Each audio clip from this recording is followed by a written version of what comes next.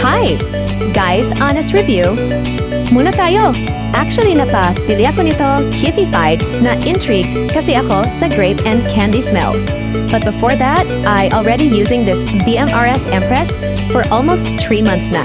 Yung BMRS Empress, nagustuhan ko dahil meron ito rose and guava extract and other ingredients that helps freshness, removes bacteria and irritation, but maintain our pH balance down there.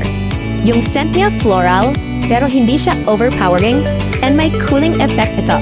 Yung Kifified, maamoy mo talaga yung grape and candy scent niya, pero hindi rin overpowering, which both them good dito. Kasi hindi pwedeng down there ang heavy scent kasi baka lalo may irritate yung ating Kifi. Same na may cooling effect.